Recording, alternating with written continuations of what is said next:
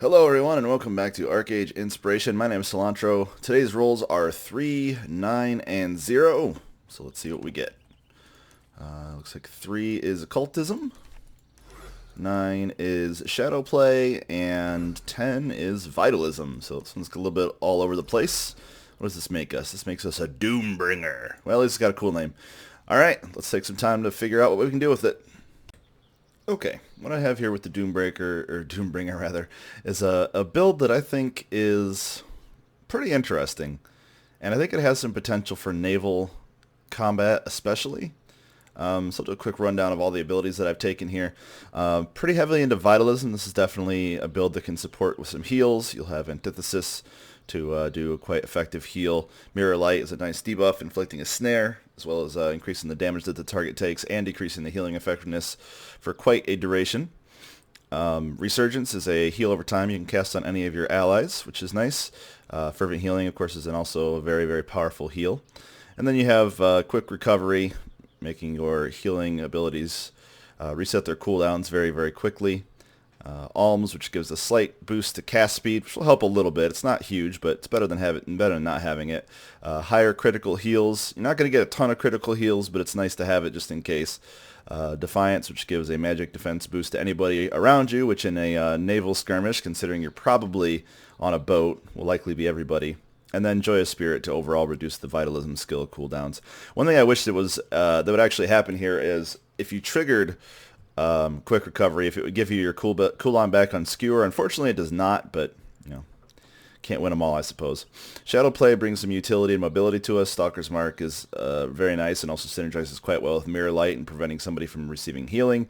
Stealth is extremely useful in World PvP, of course. And then Drop Back and Shadow Step allow you to be far more mobile. And Shadow Step in particular is very nice for jumping between two different boats. So, very handy thing to have here. Likewise, in the Occultism tree, we have Crippling Mire and Absorb Life Force. Both of these have some interesting synergies that I'll get to here in a little bit. Hellspear is a point-blank AoE Impale. So, if you're boarding an enemy ship and the ship is stationary, you can use Skewer, especially on a Clipper, and do a ranged AoE stun, then potentially drop back onto the boat or otherwise Shadow Step, and then follow up with another AoE stun by means of Hellspear. They won't actually combo, but it's a pretty large amount of disruption if you need to have it. As well, you'll have Stillness to help either get fear off of you or silence any enemies that are nearby. And Summon Crows makes for a nice natural follow-up to some of these abilities like Skewer and Hellspear to debuff the targets, making them not nearly as accurate and inflict a little bit of damage. We take Reprisal here just simply for a very easy and often triggered critical hit rate boost. It doesn't affect your heals, but it will make your attacking spells much better. The only other thing that we've taken here is Rapid Strike. This might seem kind of out of place, but if you can hit somebody 10 times, you will inflict a Distress debuff, which the debuff by itself is very powerful, but it does allow you to actually sustain a stun on somebody. If they have been hit by the Distress, your channeling of Crippling Mire will stun the target and incapacitate them even further. So kind of some pretty neat little synergies here. I'm going to take a little bit of time to gather my thoughts, and we'll get into some of the actual combos. So one of the interesting things about this game is the way that weapon swapping works. Now, I don't exactly have the best weapons for this. I have a one-handed caster scepter and a two-handed club. I would recommend getting a staff and a club instead if you're going to go about that. Or you could also wield a shield and just use a one-handed healing club and a one-handed scepter, but the choice is yours. But anyway, switching weapons does incur a global cooldown. You can see all the different things doing the little clock rotation thing, meaning that they are cooling down. But if you switch whilst in the middle of casting something or channeling anything, or otherwise, if your global cooldown is already in use, it will not trigger a further one. Meaning if I were to, say, heal myself with Resurgence here, you can see how it incurs the global cooldown. And if I hit that and then hit the staff immediately at the same time, I don't incur another cooldown, so I can just switch the abilities. Likewise, I'm going to go ahead and take a little bit of damage here. Hopefully some fall damage. Wee crunch. Okay, so we've taken some fall damage. Now watch what happens when I switch between these two weapons. I'm going to go ahead and heal myself with Resurgence. You can see it's ticking for 89, 89, 89. If I switch to the healing staff I have, it immediately adjusts that for the superior healing power that I have. And likewise, if you're using a damage spell that is either channeled or otherwise kicking in, if I can go over here and start channeling a crippling mire against this bear here. Let me switch to my, I'll be on my healing weapon. I'll start channeling this 195, 197. I switch to my attack attack weapon, and it goes up by a quite significant margin. So the interesting thing is that a lot of the abilities of this particular spec are over time effects, and some of them are even fire and forget. So if you are in the middle of doing some damage with your spells, so say you have somebody on you here. Actually, I'll just go ahead and pull this bear right quick. Come here, Mr. Bear. I got two of them. That's fine. I can go ahead and use this skewer. That, and then I can heal myself, and then before, if I mistime the heal, I can at least still switch to the healing weapon and be in good shape. So now I'm having the heal ticking on me, and I should be able to recover nicely. Likewise, if you're casting Antithesis as an attack spell, which it is an attack spell, you can switch your weapon during the cast time and get a good amount of damage. I mean, 3,000 damage is nothing to shake a stick at. It's not really that bad at all. I mean, granted, this is against a mob, so against another player, it will likely be not nearly that much, but certainly very interesting.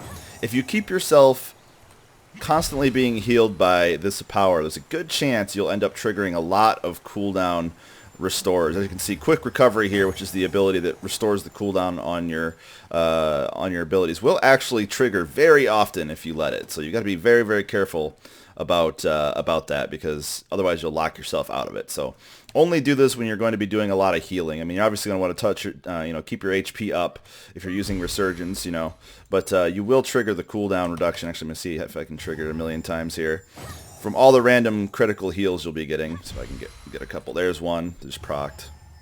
Let's see if I can get another one here.